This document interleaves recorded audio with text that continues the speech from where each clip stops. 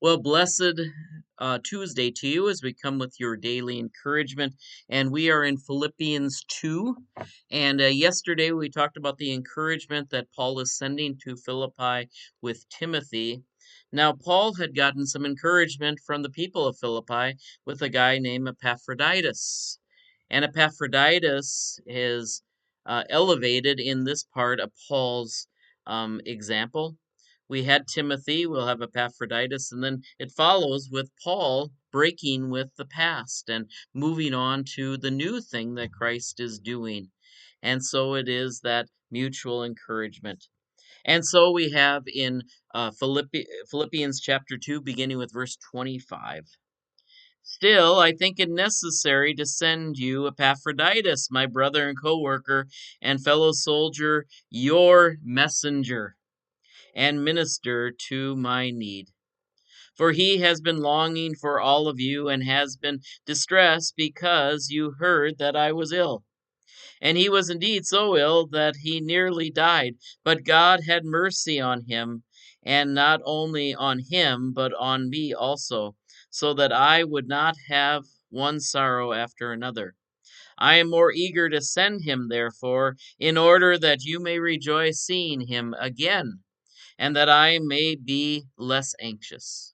Welcome him, then, in the Lord and with all joy and honor to such people, because he came close to death for the work of Christ, risking his life to make up for those services that you could not give me. Finally, my brothers and sisters, rejoice in the Lord.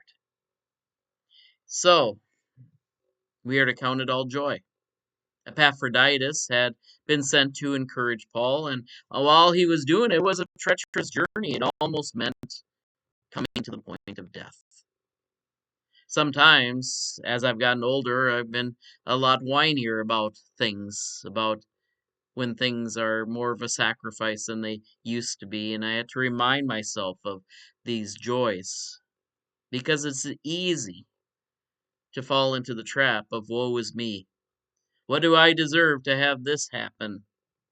Rather than what are the opportunities that God is giving me and can give me simply by coming in and helping someone in need. It doesn't say much about what Epaphroditus brought.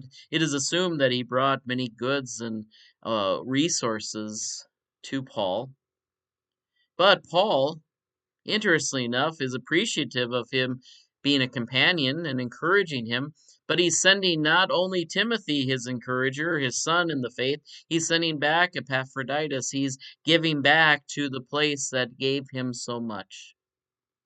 And some might say, Paul, there are gifts to you. And he's saying, no, this is my gift to you. I'm sending them back so that they can encourage you. They can strengthen you. In fact, that is what some people consider a greater encouragement when we have seen someone suffer and they've come back. In fact, many missionary stories are filled and littered with stories about people who had gone through great agony, but through the Lord, through their trust that they have something greater to work for, they came back to tell us the story. Now, in a sense, all of us will have that opportunity. There is something we call the great resurrection that will happen for all. And if we have put Christ first, we will also have that joy that Paul talks about at the end. Finally, my brothers and sisters, rejoice in the Lord always. And I always had a song from when I was a kid in vacation Bible school. Again, I say, rejoice, have joy. But sometimes it is hard to have joy, especially when we're focused on today's circumstances, on particular situations, rather than the opportunity that God has given us something beyond our present day. A joy that also helps us travel the world. I've also had that opportunity, and one of the things I've been blessed with is to know that what I'm a part of, even though it seems so simple and so geographically located, it is bringing joy to people all over the world, a joy that surpasses our understanding. a joy that we cannot even imagine. Tomorrow I will be part of a burial for someone of our congregation. And it was a very tragic death in some ways because it was a person was a lot younger, still had many more things to fulfill, but one of the things I knew she had was the joy of the Lord, the trust in the Lord Jesus Christ.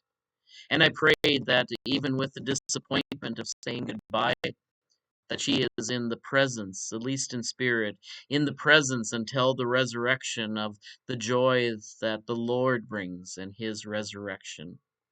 And I pray that one day we will all be reunited. Whether we survive a sickness or whether we succumb to a sickness, God is calling us to joy. And that is an example of Paul, who did not count equality with God something to be grasped. He even describes that earlier on in Philippians 2 about Christ being equal with God, but yet not letting it get in his way of serving, becoming a slave, coming down, incarnating, being among us, and inviting us to join in his mission today. Yeah, there's joy in going to heaven above, and I assume, at least by my faith in Jesus, that that will happen. But there's greater joy in serving down here below. God bless you today. We'll see you next time.